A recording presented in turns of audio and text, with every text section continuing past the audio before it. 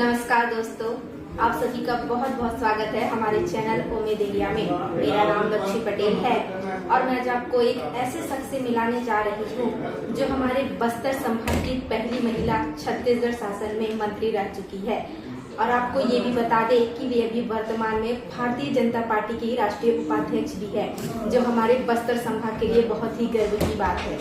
नमस्ते मैम, आपका बहुत बहुत स्वागत है हमारे चैनल उम्मीद इंडिया में। आप कैसे हैं? जी बढ़िया, नमस्ते आप सभी का। मैम, आप अपना परिचय देने का कार्य करेंगे हमारे दर्शकों को। मेरा नाम लता हुसैन भी है और मैं भारतीय जनता पार्टी की राष्ट्रीय उपाध्यक्ष हूँ। और कोंडागांव की जनता ने मुझे आशीर्वाद दिया था, सेवा करने का मौका दिया था, तो 2 बार मैं सरकार में, रमन सिंह जी की सरकार में मंत्री रही हूँ। मैम, आपने अपना जो पढ़ाई है वो कहाँ से किया और कहाँ तक किया है? देखिए, वैसे अगर मेरी पढ़ाई की बात करें तो हम तो हमारे बाबूजी सर्विस पे थे, तो ट्रांसफर की वजह से पूरे बस्तर जिले में अलग अलग जगह पे रहकर पढ़ाई शुरू की हूँ। और जहाँ पे प्राइमरी एजुकेशन की बात अगर हम लोग करें तो बेचा जैसी जगह में रहते हुए तो वहाँ पे स्कूल नहीं था, इसलिए मुझे प्राइमरी स्कूल मेरे घर पे ही पढ़ाई हुई है। मैं डायरेक्ट 4थी क्लास पे मेरा एडमिशन करवाया गया, पहली, दूसरी, तीसरी मुझे घर पे ही पढ़ाया गया था। तो इस तरीके से पूरी पढ़ाई बस्तर जिले में घूम के अलग अलग जगह पे हुई है। मैम, तो आपने अपना जो राजनीति में है पहला कदम कब रखा? कि वैसे तो 98 से मैं राजनीति में काम करना शुरू किया। 98 से करते हुए 2000 में नगर पालिका का चुनाव हुआ था, तो पार्षद चुनाव से मैंने स्टार्ट किया। पार्षद का मैं चुनाव लड़ी और वहाँ से पार्षद बनने के बाद फिर मैंने पूरी राजनीतिक यात्रा मेरी वहाँ से। मैम, आपने मतलब ये नहीं सोचा कि जैसे कई मतलब महिलाएं होती है कि नॉर्मली पढ़ाई किया जाए और उसके बाद जॉब किया जाए, तो आपने ये राजनीति में जाना क्यों सोचा? मतलब आपने किससे प्रेरित होकर यहाँ पे कदम रखा? देखिए, अगर हम ऐसा देखते हैं तो निश्चित तौर पे पढ़ाई के साथ साथ ये भी था कि जॉब करना है या फिर किसी फील्ड में जाना है। तो एक समय ये भी आया कि जॉब कर लें, फिर दोबारा दिमाग में चीज़ें आएगा कि व्यवसाय की तरफ रुख करें। और मैंने PMHSY की का ट्रेनिंग भी मैं ली और लोन अप्लाई करके व्यवसाय की तरफ भी रुक किया। और इसी बीच में मेरी राजनीति में प्रवेश किया। और प्रवेश करने के साथ साथ एक पारिवारिक माहौल था। बाबूजी हमारे XMLA कोंडागांव से रह चुके हैं, तो संगठन के लोगों से लगातार मिलना जुलना होता रहा, मेरा काम होता रहा। और जो प्रेरणा मिली क्षेत्र के विकास को लेकर, डेवलपमेंट को लेकर, कैसे काम करना चाहिए, तो वो जो वातावरण सबके बीच में रहा, उसकी वजह से पॉलिटिक्स में आकर सेवा करने का एक ज्यादा अवसर मुझे लगता है कि मिल सकता है। इस भावना के साथ मैं जुड़ जाएंगी। मैम, आपने जो पहला चुनाव लड़ा था वो कौन से पद के लिए लड़ा? मेरा पहला चुनाव पार्षद के लिए, फिर उसके बाद पार्षद के बाद फिर विधायक के। मैम, आप ये बताएंगे कि आपने पहला विधानसभा चुनाव कब लड़ा था?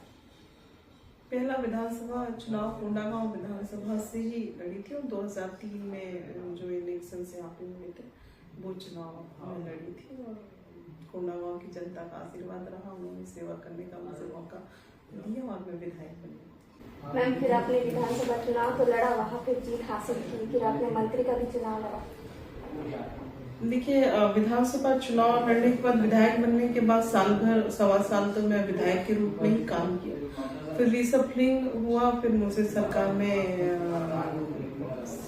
मंत्री बनाया गया। और मंत्री बनाने के बाद लगातार 13 तक मैं मंत्री रही। और क्षेत्र के डेवलपमेंट की बात हो तो कोंडागांव विधानसभा में जो विकास काम हम लोगों ने किया, चाहे वो सड़कों का जाल बिछाने की बात हो, चाहे स्कूल बनाने की बात हो, शिक्षा के क्षेत्र में हो, स्वास्थ्य के क्षेत्र में, इंफ्रास्ट्रक्चर जितना डेवलप किया, वो सारे क्षेत्र को हम देखें विकास के उसमें तो तेजी के साथ बढ़ के सरकार से, गवर्नमेंट से डॉक्टर रमन सिंह जी हमारे मुख्यमंत्री रहे और उनसे कह के हमने इन सारे क्षेत्रों में काफी विकास काम किया।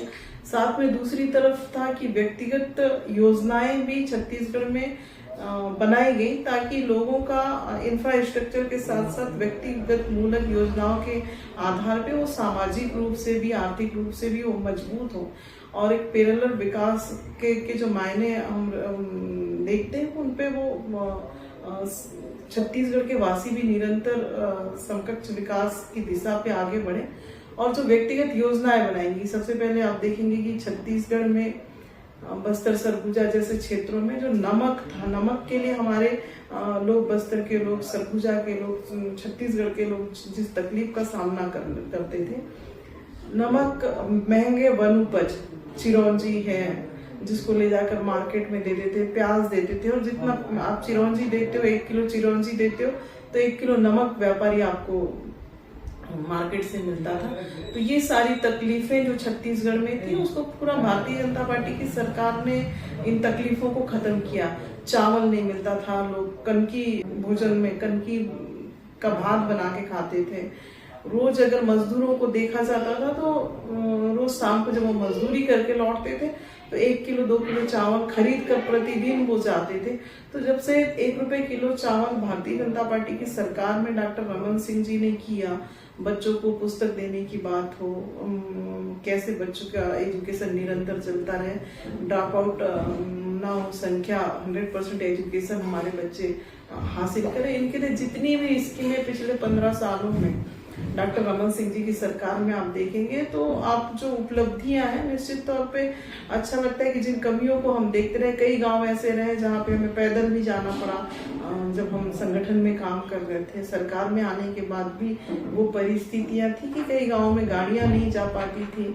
आज वो सारे काम धीरे धीरे हम लोगों ने करवाए और एक 10 साल में जो उपलब्धियां रही हैं मेरे विधायक कार्यकाल में, फिर सरकार थी, मैं नहीं थी, फिर भी सरकार होने की वजह से जिन कामों को हमने स्वीकृत करवाया, कोंडागांव जिला का निर्माण हुआ 2012 में, तो आप देख रहे होंगे कि कोंडागांव जिला जो स्वरूप कोंडागांव ने लिया है वो डॉक्टर रमन सिंह जी के नेतृत्व में भारतीय जनता पार्टी की सरकार में हम लोग लगातार बात करते रहे और वो सारी उपलब्धियां हम सबके सामने हैं। मैम, जब आपको मंत्री बनाया गया तो उस वक्त आपको कैसा लगा? मतलब आपने सोचा कि देखिए, विधायक बनने का अवसर क्षेत्र की जनता ने दिया और फिर सरकार में मंत्री भी मैं बनी, तो वो मेरे लिए भी एक बहुत बड़ी चुनौती थी। कुपोषण से जो मुझे डिपार्टमेंट मिला था, महिला बाल विकास, समाज कल्याण और सेकेंड टर्म में मुझे खेल विभाग मेरे पास था। तो मैं जब विजिट पे जाती थी, घूमती थी, जो महिलाओं की स्थिति हमारे यहाँ छत्तीसगढ़ में रही, बच्चों की स्थिति हमारे यहाँ जो छत्तीसगढ़ में थी, वो बहुत ही कभी कभी सोचने पे भी तकलीफ होती है। जैसे दंतेवाड़ा में गई, बहुत सारे दूरस्थ अंचलों में भी हम लोग कुपोषण के जो आंकड़े थे बच्चों को, जैसे हम देखते थे कि मैंने दंतेवाड़ा कैंपों में भी जब मैं जाकर देखी और अन्य जगह भी देखी कि बच्चे जो कुपोषित बच्चे, वो 1.5 साल का बच्चा भी गोदी में है, 2 साल का बच्चा भी गोदी में है। तो इन सारी चीजों को कैसे योजनाओं के माध्यम से हम उन ऐसी स्कीमें बनाए कि उनको डायरेक्ट उनका लाभ मिले और उस व्यथा से वो लोग निकल पाए। तो उसके लिए एक लंबा काम हम लोगों ने किया, पदयात्रा किया, मसाल रैलियां निकाली, जागरूकता अभियान चलाया, तीर्थ योजना, तीर्थों हमारे बुजुर्ग लोगों को तीर्थ जाएं और बाहर की तीर्थ स्थलों का भ्रमण करके आके आएंगे। सारी स्कीमें हम लोगों ने बताया। खेल विभाग में भी उत्कृष्ट खिलाड़ियों की स्कीम बनाई, उत्कृष्ट खिलाड़ियों को नौकरी देने की स्कीम बनाए। हर ब्लॉक मुख्यालय में एक बड़ा खेल मैदान हो, उसके बाद पंचायतों में खेल मैदान हो। तो खेल के क्षेत्र में भी जिस तेजी के साथ राज्य खेल अलंकरण समारोह हमारे होते थे, जो हम लोगों ने ये सारी स्कीमें बहुत सारी बनाई, इसका लाभ छत्तीसगढ़ के लोगों को मिला। मैम, आप हमारे दर्शकों को ये बताना चाहेंगे कि जो छत्तीसगढ़ शासन में मंत्री बनते हैं तो उनको क्या क्या उपलब्धियां दी जाती है, सुविधाएं? देखिए, मंत्री बनने के बाद जो सुविधाएं मिलती हैं वो थोड़ी विधायकों से ज्यादा होती हैं। गाड़ी की थोड़ी सुविधा मिल जाती है, गार्ड थोड़े ज्यादा मिल जाते हैं और बस यही 2-3 सुविधाएं होती हैं। बाकी तो कुछ ऐसे अलग से कोई और सुविधा नहीं होती, सेम सुविधा सबके लिए रहती है। मैम, आपका जो शुरुआती से लेकर अभी तक जो दौर था वो आपके लिए मतलब एक चुनौती होगा, बहुत ही कठिन था, तो आपको मतलब ज़्यादा कठिनाइयों का तो सामना करना पड़ा ही होगा एक महिला होते हुए भी, इतना मतलब आगे बढ़े, इस मुकाम तक पहुँचे। देखिए निश्चित तौर पे दिक्कतें तो आती हैं, लेकिन मैं अपना सौभाग्य भी मानूंगी कि परिवार हो, संगठन हो, पार्टी के लोग हो, सबका सहयोग मुझे बराबर मिला, जिसकी वजह से मैं निरंतर बहुत अच्छे से काम भी कर पाई और सहयोग सब सारे लोगों का मिला। और ये सौभाग्य भी है कि अच्छे लोगों का साथ मिल जाता है तो आपकी कठिनाइयाँ थोड़ी कम हो जाती है। तो मुझे लगता है कि परेशानियों के साथ साथ भी अच्छे लोगों का मिला, जिसके कारण से काम अच्छे से चल रहा है। मैम, आपने अभी तक राजनीति में रहा, तो उस बीच में कभी आपको ये नहीं लगा कि राजनीति छोड़ दूँ, मुझसे नहीं हो पाएगा या ऐसा कुछ? नहीं, देखिए उतार चढ़ाव तो जीवन में आता रहता है। राजनीति को मैंने स्वेच्छा से चुना है और एक सेवा करने का बहुत बड़ा माध्यम राजनीति है। मुझे ऐसा लगता है कि कई सारे काम ऐसे हैं, कई सारे वर्क ऐसे हैं पब्लिक के बीच में आप जब काम जाकर करते हैं और डेवलपमेंट का काम है, चाहे व्यक्तिगत क्षेत्र में लोगों के विकास के लिए आप काम करो, चाहे इंफ्रास्ट्रक्चर के क्षेत्र में काम करो, राजनीति से अच्छा कोई प्लेटफॉर्म नहीं है जिसमें आप सेवा कर सको। तो मुझे ऐसा कभी नहीं लगा। प्रॉब्लम्स तो आए, समस्याएं भी आई, और जैसे मैं 2 चुनाव हार गई, फिर और ऐसे बहुत कभी कभी ऐसे विषय आते हैं, लेकिन मुझे नहीं लगा कि पलायन कर जाना चाहिए, कि इसको छोड़ने से मुझे कोई फायदा है या फिर इसको छोड़ देना चाहिए। आपने अभी तक 2 चुनाव हारा है, लेकिन कई ऐसा देखा गया है कि एक चुनाव हारते हैं और राजनीति छोड़ जाते हैं। आपने 2 चुनाव हारने के बाद भी इतना एक्टिव रहा। देखिए राजनीति, कभी मैं चुनाव लड़ने के लिए राजनीति में नहीं आई। मैं 98 से जब काम शुरू की थी तो उस समय भी कभी ये दिमाग में नहीं था कि मेरे को चुनाव लड़ना है, कुछ बनना है। तो लगातार कुछ काम लोगों के रहते थे, कुछ होता था, तो वो काम लेकर हम जिनसे भी हो सकता है, चाहे एसडीएम कार्यालय जाना हो, तहसील जाना हो, नगर पालिका जाना हो, तो हमने वहां से शुरुआत किया था। लोग वन अधिकार के पट्टे आज बड़ी संख्या में लोगों को मिले, तो लोग आते थे, भटकते थे, लोग पुलिस वाले उनको भगाते थे, फॉरेस्ट वाले उनको बेदखल करने की करते थे, लोग भटकते रहते थे, वो लोग आते थे, उनसे मिलना होता था। तो ऐसा कभी नहीं रहा। और पद में आना है, पद में पॉलिटिक्स में आकर सिर्फ पार्षद बनना है या विधायक बनना है, मंत्री बनना है, इस उद्देश्य के साथ मैंने राजनीति कभी ज्वाइन भी नहीं किया। तो इसलिए मुझे नहीं लगता कि पद रहे या मत रहे। और भारतीय जनता पार्टी में हम सब लोग कार्य कर रहे हैं। और भारतीय जनता पार्टी में कहा जाता है कि राजनीति हम सिर्फ सत्ता के लिए नहीं करते, राजनीति हम सेवा के लिए करते हैं, और वो सेवा का काम निरंतर हम कर रहे हैं। चुनाव हारना जीतना एक अलग चीज है, लेकिन पिछले 2 चुनाव हारने के बाद भी जो कार्य मुझे करना है, जनता की मदद करनी है, क्षेत्र के लिए जो विकास के लिए जो काम मेरे से हो सकता है मैं कर सकती हूँ, उस दिशा में मैं लगातार लगी हुई हूँ। मैम, अभी आपको ही हाल में ही राष्ट्रीय उपाध्यक्ष बनाया गया है, तो आप इस बारे में क्या कहेंगे?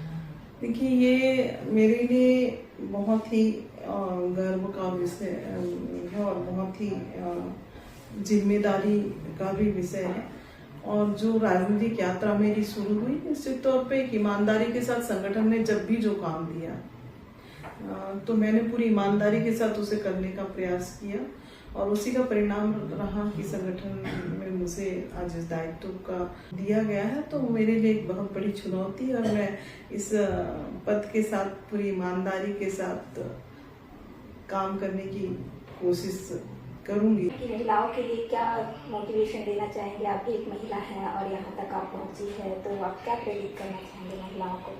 देखिए मैं महिलाओं को कहना चाहूंगी कि फील्ड जहाँ पे हम काम करते हैं कोई बुरा नहीं होता है। आप जिस क्षेत्र में आपकी इच्छा है काम करने की, आपके अंदर कुछ हुनर है या आप जिस भी क्षेत्र में काम करना चाहते हैं, तो निश्चित तौर पे आपको निकलना चाहिए, काम करना चाहिए, चाहे वो राजनीतिक क्षेत्र हो, चाहे व्यावसायिक क्षेत्र हो, या फिर आप जॉब करना चाहते हो या किसी भी तरह का काम।